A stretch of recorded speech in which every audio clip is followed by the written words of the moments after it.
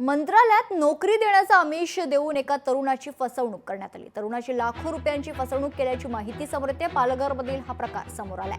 आरोपी शिंदेने पदाधिकारी असल्याची माहिती दिली। युवा सेना जिल्हा प्रमुख सौरभ आप्पा विरोधात गुन्हा दाखल करण्यात आलाय।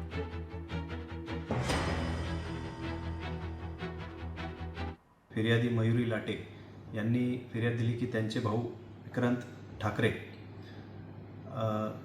यांना नोकरीचे आमिष दाखवून त्यांच्याकडून 2,20,000 रुपये आरोपितांनी घेऊन त्यांना त्यांची फसवणूक केली व आतापर्यंत कुठलीही त्यांना नोकरी किंवा काही न मिळाल्यामुळे आणि मागच्याच वर्षी फिर्यादी यांचे भाऊ 21/3/2024 रोजी अपघातात मयत झाल्यामुळे ह्या फसवणुकीवर त्यांनी तक्रार दिली। त्या अनुषंगाने सौरभ आप्पा, पूर्ण नाव माहीत नाही असे आरोपींचे नाव यांच्यावर गुन्हा दाखल झालेला आहे। त्यांनी जेव्हा नोकरीत 6 महिने झाले त्याच्यानंतर आम्ही त्याला विचारायला लागलो की नोकरीचं काय झालं, कसं झालं, तो आम्हाला इग्नोर करायला लागला।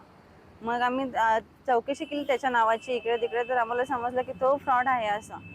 मग आम्ही त्याच्याकडनं वारंवार पैशांची मागणी केली, पण त्यांनी आजपर्यंत पैसे दिले नाही। कधी आमच्याशी कॉन्टॅक्ट पण नाही, म्हणजे आम्ही कॉल करायचो तर कधी कॉल नाही रिसीव्ह केले, मेसेज करायचो तर मेसेज पण नाही।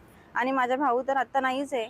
भाऊ गेल्यानंतर जेव्हा मी त्याच्याशी कॉन्टॅक्ट केला तर मला तो बोलतो की माझा तुमच्याशी व्यवहार काहीच झालेला नाही आहे, माझा ज्याच्याशी व्यवहार झाला मी त्याच्याशी बघून घेतो, पण आता माझा भाऊ नाही आहे। मग मीच बोलेन त्याच्या वतीने ना। लोकशाही मराठी ऐका, पहा, जागरूक रहा।